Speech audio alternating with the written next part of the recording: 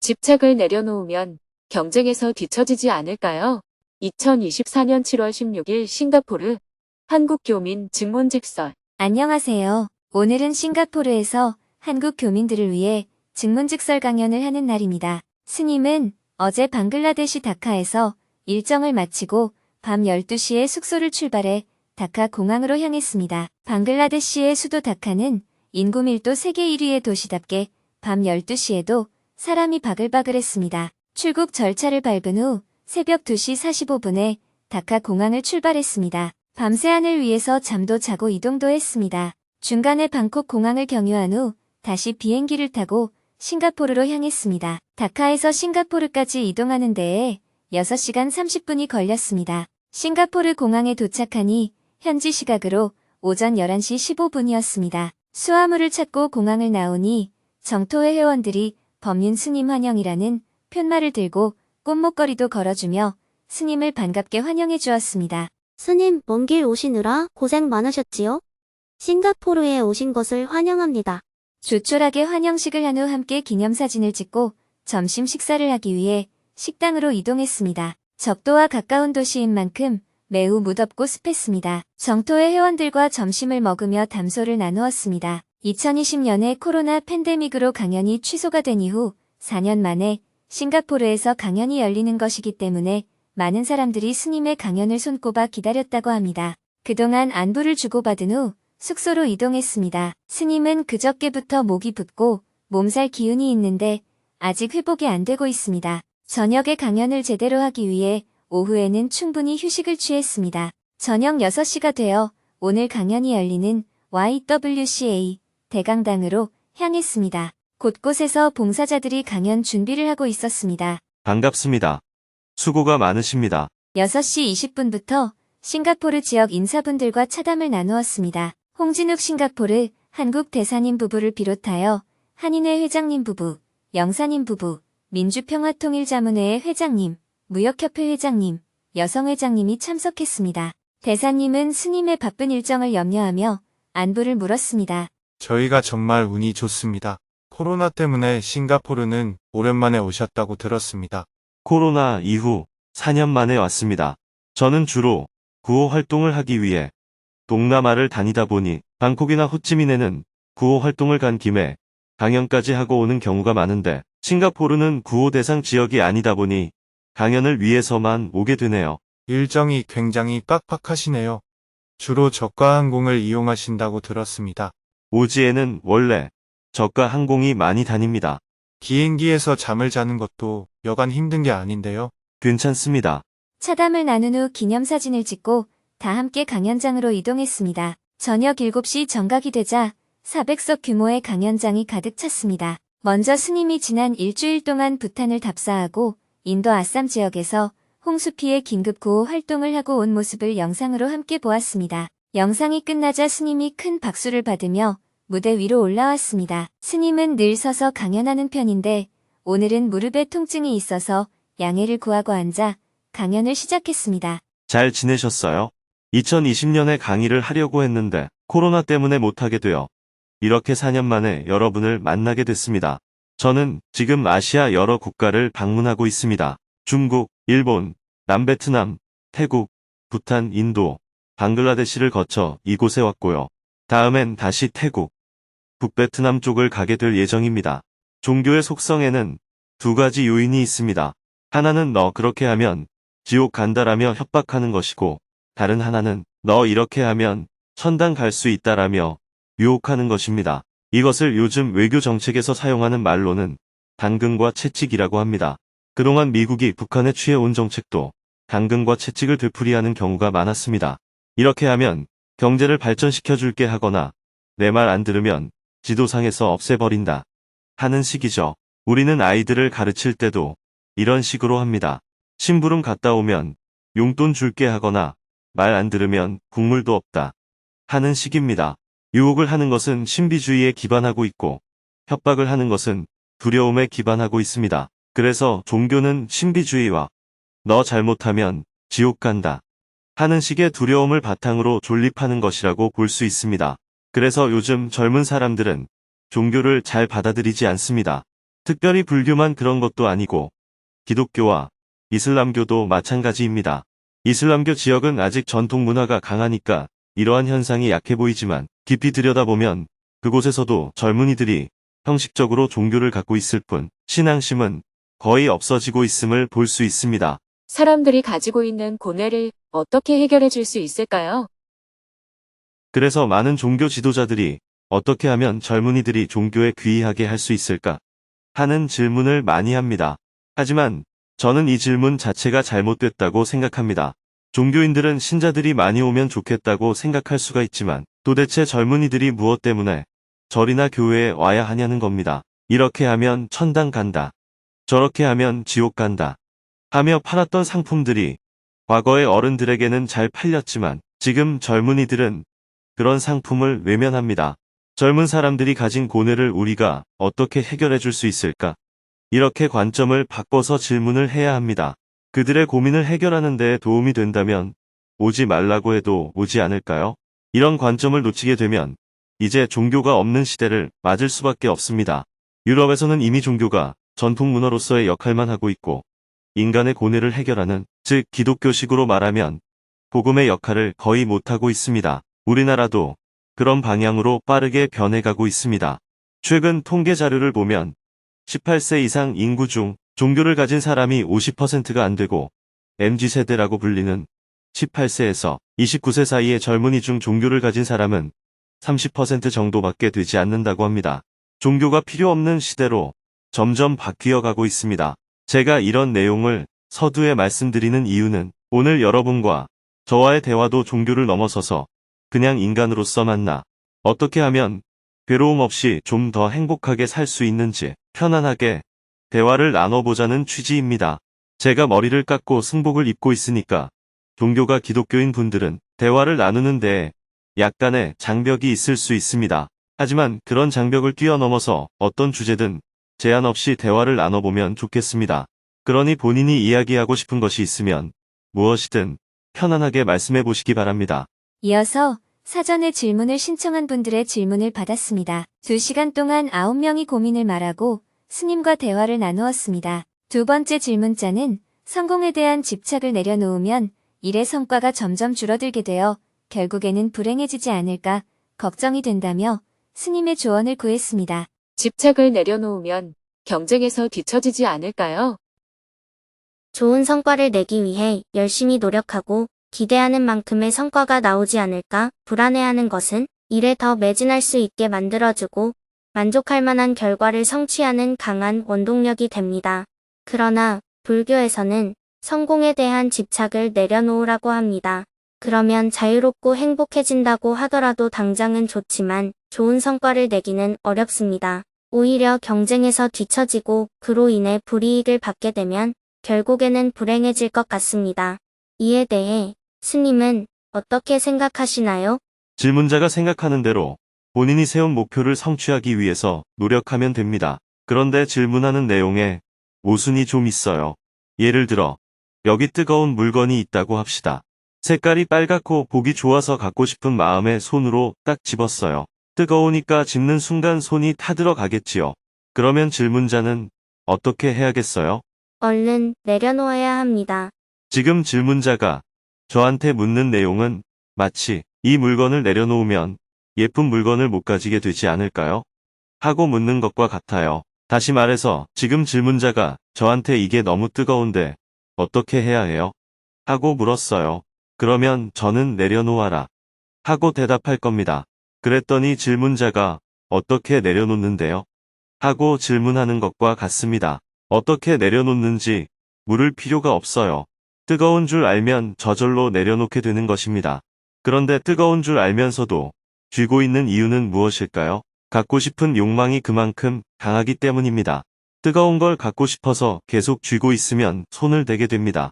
손을 대고 싶지 않으면 갖고 싶은 마음을 내려놓아야 됩니다.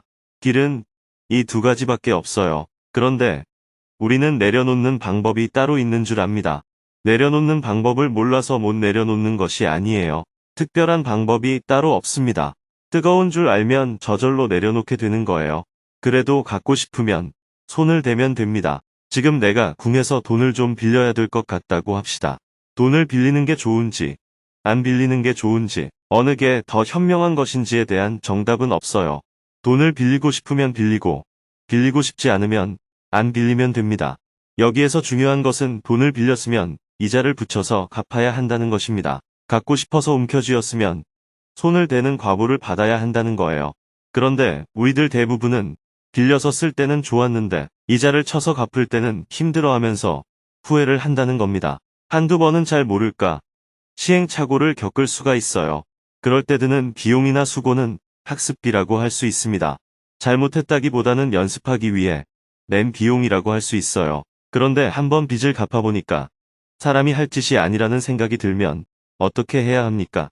다음에는 좀 궁하더라도 돈을 빌리지 않아야 합니다. 이렇게 한두 번 경험해 보면서 다음에는 앞으로 어떻게 할 것인지 내가 결정을 해야 합니다. 선택을 망설이는 이유는 선택에 좋고 나쁨이 있어서가 아니고 결과에 대해서 책임을 안 지려고 하기 때문이에요. 돈을 빌리고 싶은데 망설이는 이유는 이자를 붙여서 갚는 것을 안 하려고 하기 때문입니다. 인간의 본성이 원래 편안함을 추구하다 보니 성공에 대한 집착을 내려놓게 되고, 그러면 경제 성장을 못하게 되고, 그 결과 국가 간 경쟁에서 뒤처져서 도태되고, 국민들은 혼란에 빠지게 되는 역사적 사례들이 있습니다. 성공에 대한 집착을 내려놓고 편안함을 추구하다가 성공을 위해 애쓴 나라의 공격을 당하게 되는 경우는 어떻게 봐야 할까요? 네, 그렇게 생각하시면 집착을 하면 됩니다. 내가 한 행동에 대해 누가 대신 책임을 져주지 않습니다. 내 인생은 내가 책임지고 살면 됩니다. 경제가 돌아가려면 소비를 많이 해야 한다고 생각한다면 그렇게 하면 됩니다. 대신 그로 인해서 발생하는 기후 위기로 인한 위험을 감수하면 됩니다. 그런데 기후 위기를 겪어보니까 인류가 이렇게 가서는 안 되겠다고 생각한다면 대안을 찾아야 합니다. 기후 위기의 원인이 기온 상승이고 기온 상승의 원인이 과다한 에너지 사용이라는 사실이 이미 밝혀졌잖아요. 그러니 기후 위기를 막는 길은 우리가 모두 소비를 줄이는 것입니다. 질문자가 생각하기에 소비를 줄이면 경제가 안 돌아갈 것 같아 걱정된다면 지금처럼 소비를 계속하면 됩니다. 돈을 악착같이 벌지 않으면 뒤처질 것 같다면 열심히 돈을 벌면 됩니다. 지금이라도 소비를 줄여서 좀 더 안전하게 살 것인가? 아니면 소비를 많이 해서 결국 산소호흡기 끼고 방화복 입고 쓰레기 더미에서 살 것인가? 이것은 우리의 선택입니다. 둘 중에 어떤 것이 옳고 어떤 것이 그른지에 대한 문제가 아닙니다. 감사합니다. 잘 알았습니다. 계속해서 질문들이 이어졌습니다. 네 번째 질문자는 술을 마실 때마다 행복감을 느끼지만 가족과 건강을 생각하면 다음날 후회가 된다며 어떻게 조절을 해나가야 하는지 스님의 조언을 구했습니다. 술을 마실 때는 기분이 좋은데 다음날 후회가 됩니다. 저는 싱가포르에서 부동산을 하고 있습니다. 일하면서 스트레스를 많이 받아 저녁에 술을 자주 마십니다. 스트레스를 받을 때뿐만 아니라 기분이 좋을 때도 술을 마십니다. 어떻게 하면 이렇게 자주 술을 마시는 것을 조절할 수 있을까요? 저는 지금 여기에서 행복하자 이런 마음을 갖고 살고 있습니다. 술자리에 가서 사람들과 서너 시간씩 이야기를 나누면 그 자리가 굉장히 행복합니다. 그러나 아내와 자식을 생각하면 건강이 중요하니까 술을 안 마시거나 줄여야 한다고 생각합니다. 이성적으로 생각하면 술을 안 마셔야 할 것 같은데 술자리에서 느끼는 본능적인 행복도 저에게는 필요합니다. 이 사이에서 어떻게 조절하면 좋을까요? 질문자는 어떻게 조절하겠다는 건가요? 술을 안 먹겠다는 건가요? 술을 적게 먹겠다는 건가요? 두 잔만 마시거나 아니면 1차에서 끝내는 식으로 조절하고 싶습니다. 그런데 술자리에서는 그게 잘 안 됩니다. 주위 사람들이 으쌰으쌰 하면 딸려가게 되고 때론 제가 그렇게 분위기를 이끌기도 합니다. 다음 날이 되면 어제 내가 왜 그랬을까 후회하고 반성을 하지만 잘 고쳐지지 않습니다. 그냥 본능대로 사세요. 질문자는 본능대로 술을 마시면서 살다가 어느 날 몸이 덜컥 아파서 병원에 갔더니 간경화라고 하면 그제야 술을 끊게 될 거예요. 그렇지 않으면 어느 날 아내가 말리다 안 되니까 보따리를 싸서 집을 나가버리면 그때 술을 끊게 될 겁니다. 질문자는 현재 술을 적게 마시거나 안 마시는 게 좋다는 걸 스스로 알고 있어요. 그런데도 자신을 못 바꾸고 있어서 제가 얘기를 한다고 해서 달라지지는 않을 겁니다. 왜냐하면 이미 습관이 형성되어 버려서 스스로 통제하기가 어렵기 때문입니다. 질문자가 만약 술을 끊고 싶다면 어떤 상황에서도 술을 마시지 않겠다고 원칙을 정해야 합니다. 핑곗거리가 아예 없어야 고칠 수 있습니다. 2잔만 마시자 이렇게 원칙을 정하면 지키지 못할 확률이 매우 높습니다. 왜냐하면 술자리에서 2잔만 마시고 벌떡 일어나서 집에 가야 하는데 오늘은 석 잔만 마시자. 오늘만 2차를 가자. 내일부터 지키자. 자꾸 이렇게 될 공산이 크기 때문입니다. 제가 본능대로 살라고 말씀드린 이유는 어차피 금주를 못할 바에야 괜히 번뇌만 일으키지 말고 차라리 그냥 술을 마시라는 얘기입니다.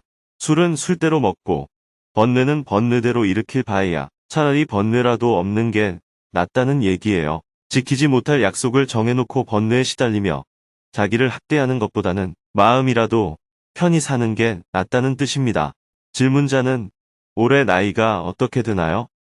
46살입니다. 한 20년 지나면 특별히 노력하지 않아도 질문자의 고민은 저절로 해결될 거예요. 첫째, 그 전에 죽든지. 둘째, 병이 생기거나 건강이 나빠져서 못 마시게 되든지 가부간의 결론이 날 겁니다. 시골 친구들 말로는 나이 70이 넘으니까 몸이 못 따라줘서 이제는 술도 못 마시고 담배도 못 피운다고 해요. 제가 깨우침을 줘서 그렇게 된 게 아니라 본인들 스스로 몸이 못 따라가니까 술고래였던 사람이 저절로 술을 끊게 되었던 겁니다. 저는 질문자처럼 고민하는 분들에게는 그냥 마음껏 마시고 일찍 죽으라고 얘기를 하는 편입니다. 질문자의 옆자리에 부인이 앉아 있었습니다. 스님은 부인에게 질문을 했습니다. 부인은 어떤가요? 남편이 일찍 죽으면 좋은가요? 싫은가요? 질문자의 부인이 일어나 대답했습니다. 저는 남편이 아직 필요해서 지금 죽으면 안 됩니다. 스님이 답변을 이어나갔습니다. 부인은 어떤 관점을 가져야 하냐면 이왕 남편이 술을 마실 바에야 많이 마시고 빨리 죽으면 좋다. 그러면 더 늙기 전에 시집 한 번 더 갈 수 있다. 이렇게 생각하는 것이 좋습니다.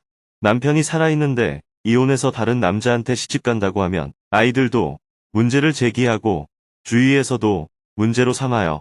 그런데 남편이 내내 술만 마시다가 죽으면 아이들이 엄마, 그동안 얼마나 힘들었어요.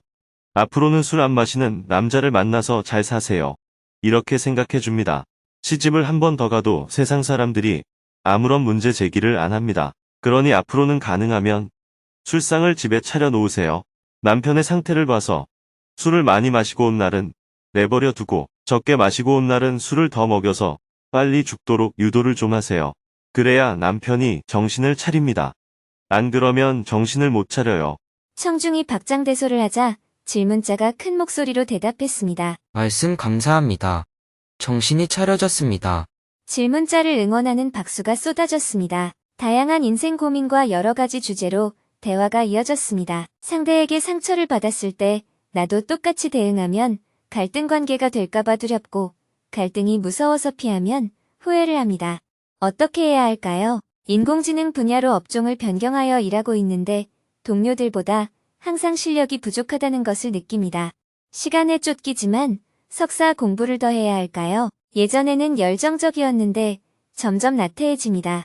제가 원래 나태한 사람인지 권태로운 시기가 찾아온 것인지 어떻게 봐야 할까요? 독이 든 음식을 먹는 선택을 할 수도 있는 상황에 놓여 있다면 이 어리석음에서 벗어나기 위해 무엇을 해야 할까요? 피부 질환을 치료하는 제품을 판매하고 있는데 이윤 추구와 고객 만족을 함께 추구하며 회사를 성장시키는 방법이 없을까요? 갱년기가 오니 죽음에 대한 두려움이 생기는데 죽음을 현명하게 준비하는 방법이 있을까요? 자존감의 정확한 의미가 무엇인가요?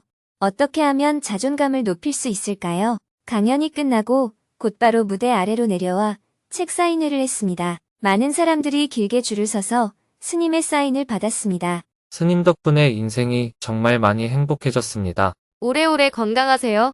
스님, 고맙습니다. 오늘 강연 너무 잘 들었습니다. 2007년 대학생 때 동북아 역사 기행을 다녀왔어요. 스님 덕분에 정말 잘 살고 있습니다. 참가자들은 스님에게 감사 인사를 한마디씩 했습니다. 스님은 활짝 웃으며 사람들의 인사를 받아주었습니다. 책 사인회가 끝나고 강연을 준비한 봉사자들과 함께 기념사진을 찍었습니다. 싱가포르, 파이팅! 스님은 봉사자들에게도 감사의 마음을 전한 후 강연장을 나왔습니다. 봉사자들은 묘덕 법사님과 함께 소감 나누기 시간을 가졌습니다. 다양한 소감들이 이어졌습니다. 스님의 가르침을 들으며 늘 혜택만 받아왔는데 이번에 자원봉사로 보답할 수 있어서 너무 뜻깊었습니다. 봉사하니까 나의 자존감이 높아지는 기분이 들었고 모자이크 붓다가 이런 것이구나 몸소 체험할 수 있어서 좋았습니다. 사람들이 적게 오면 어떡할지 걱정이 많았습니다. 다행히 많은 사람들이 참석한 가운데 성황리에 강연이 끝나서 지금은 홀가분한 마음입니다. 싱가포르에서 한국 사람들을 한꺼번에 이렇게 많이 본 게 처음입니다. 싱가포르에서 한국 사람들이 400명이나 모였다는 사실이 가장 인상 깊었습니다. 여러 사람의 도움과 손길이 모였고 모자이크 붓다가 되어 강연을 무사히 마친 것 같습니다. 몸이 안 좋으신데도 열심히 강의하시는 스님을 보고 많이 배웠습니다. 수고한 서로를 격려하며 큰 박수와 함께 소감 나누기를 마쳤습니다. 내일은 오전에 숙소에서 수행법회 생방송을 하고 싱가포르를 출발하여 방콕으로 이동한 후 저녁에는 방콕에 사는 한국 교민들을 위해 증문즉설 강연을 할 예정입니다.